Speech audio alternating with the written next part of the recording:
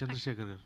Sir sir అంటే మీకు previous movies కూడా ఫస్ట్ 2 మూవీస్ కూడా కొంచెం డైరెక్టర్తో ఏదో క్లాష్ ఉంది, ఛాంబర్ దాకా వెళ్ళింది అన్న ఇన్ఫర్మేషన్. సో ఇది కూడా సమ్ థర్డ్ కూడా డైరెక్టర్ గారితో క్లాష్. సార్ అయితే చాలామందికి చాలా ఇన్ఫర్మేషన్ తెలియదు. ఫస్ట్ మూవీ ఛాంబర్ దాకా వెళ్ళింది కానీ నేను వెళ్ళలేదు సార్. ఫస్ట్ మూవీ ఏమైందంటే యాక్చువల్ ఆ మూవీ నుంచే స్టార్ట్ అయింది. ఒక హీరో యాక్చువల్ నా 2 మూవీస్లో మళ్ళీ వెళ్ళిపెట్టాడు. ఆడి పని నేను తర్వాత చెప్తా, ఇప్పుడు అది సందర్భం కాదు, నేను డిస్కస్ కూడా చేస్తా. వాడి టీమ్ ఆఫ్ డైరెక్టర్స్ అందరిది బయట పెడతా, అందరికీ తెలుసు. ఒక section of people are suffering. ఆ మూవీలో డైరెక్టర్తో నాకు ప్రాబ్లం అంటే ఏం లేదు. అందులో కూడా ఆ టీం నాకు 1.6 అని బడ్జెట్ పెట్టి 4.8 పెట్టి ఇచ్చారండి.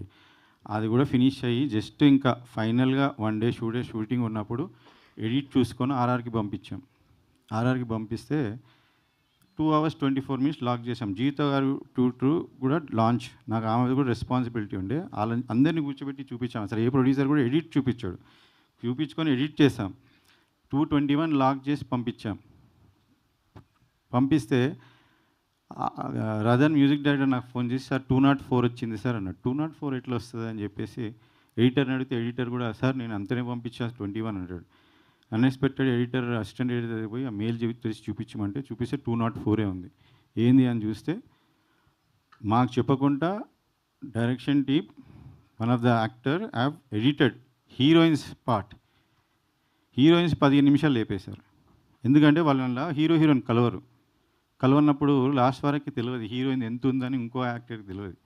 సో ఏం చేశారు, డామినేట్ చేస్తుందని లేపేశారు. జీవిత గారు వాళ్ళ కూతురు అంటే ఇంత లేపిందంటే ఆమె ఊరుకోదు కదా. సో అలా అది ఛాంబర్ దాకా వెళ్ళింది. అట్లా ఎడిటర్ ఎట్లా కంటెంట్ ఎట్లా చేస్తాడో మనం చూసి లాక్ చేసేవారు. కానీ దానికి నేను ఎక్స్ప్లెనేషన్ ఇవ్వాల్సి వచ్చింది. అందులో రెస్పాన్సిబిలిటీ ఎవరు, ఇదంతా డైరెక్టర్ మీదకి వచ్చింది. ఆ డైరెక్టర్ మళ్ళీ ఆయన తప్పించేశారు. ఈ సినిమా మీకు ప్రెస్ వాళ్ళకి చాలా బాగా తెలుసు, సినిమా రిలీజ్ కాదని తొడలు కొట్టారు. దాన్ని కూడా దానికి నిజంగానే అప్పుడు డైరెక్టర్ రాలేదు, సినిమాకి అది క్లైమాక్స్ అవ్వలేదు, ఇంకా 4 రోజులు షూట్ ఉండే. కానీ మీరు టెక్నాలజీ అంటున్నారు బ్రదర్, ఆ టెక్నాలజీ లేకుండా నేను ఫినిష్ చేసి ఆ సినిమా రిలీజ్ చేశాను. క్లైమాక్స్ అంతా అది సక్సెస్ఫుల్ అయ్యి హిట్ అయింది. క్లైమాక్స్ అది డే టైం చేసింది సార్. అది వేరే సీన్లో తీసి నేను నైట్ మార్చి రిలీజ్ చేశాను.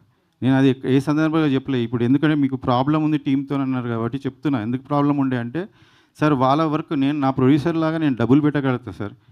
ప్రతి సినిమాకి నేను అనుకున్నాకన్నా ఎక్కువ డబ్బులు పెట్టుకుని రెడీ పెట్టుకున్నాను. ఎందుకంటే నా వల్ల ఎవరు సఫర్ అవ్వద్దని. నేను ఈ సినిమాలు 30 years నుంచి సినిమా మేకింగ్ చూస్తున్నా కదా. పైసలు పెట్టుకొని చేస్తే అందరు బాగా చేస్తారు అనుకున్నా. పైసలు పెట్టుకొని చేసుకుంటే 100% అయిపోయింది, 200% అయిపోయింది, 300% పెడితేనే ఉన్నాం. మళ్ళీ దీనిపై ఇది వెనకాల వెన్నుపోటు తట్టుకోలేను, కరెక్టే కదా. సో అది అట్లా అయింది. సెకండ్ మూవీ అసలు డైరెక్టర్ నేను ఇక్కడే చెప్పాను, స్టేజ్ మీద డైరెక్టర్ గురించి నేను చెప్పాను. మేము అనుకున్న దానికన్నా 10 lakhs తక్కువకి చేసాము. ఈ గోటు అది ఒక వీక్లో ఓకే చేస్తే అది 3 monthsలో ఫినిష్ అయ్యి మేము టీజర్ గిట్ అని రిలీజ్ చేసినప్పుడు మీరు ఎవరు అడగలేదు, ఎందుకు సార్ ఫస్ట్ తొందరగా రిలీజ్ చేశారు, తొందరగా ఫినిష్ చేశారు, అడగలేదే. ఆ మూవీలో డైరెక్టర్ హీరోతో నాకు ప్రాబ్లం లేదు. ఆ డైరెక్టర్ హీరోయే చెప్పారు ఫస్ట్ మూవీ వాళ్ళు వచ్చి మీ మీద బ్యాడ్ చెప్పారని. ప్లస్ ఈ మూవీకి కూడా వన్ ఆఫ్ ద రీజన్స్ వాళ్ళే. అది అంతా నేను బయట పెడతాను ఛాంబర్లో. నేను అదే చెప్తున్నాను, ప్రెస్ మీడియా మక్కంగా వాళ్ళకి వార్న్ చేస్తున్నా. ఈ సినిమా గిట్ట నాకు ఏదైనా లాస్ వచ్చింది, హీరో లాలేడంటే దీనికి కారణం మీరే ఉంటారు. And I'm going to see that you going to pay back. మేము చాలా రిటర్న్ గిఫ్ట్ ఇవ్వడంలో చాలా ఫేమస్. మేము ఇక్కడ హైదరాబాద్లోనే పుట్టి పెరిగిన. సో రిమెంబర్ చేశారు ఇప్పటిదాకా, మార్చుకోండి మీ బుద్ధి, లేదంటే నేను చూపిస్తాను డెఫినెట్గా. Okay sir.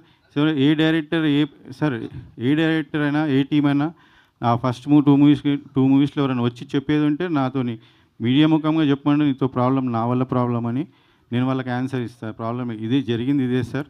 ఫస్ట్ టైం నేను ఛాంబర్ పోయింది, వాళ్ళు పోయినరు, నేను పోలేదు. సింపుల్.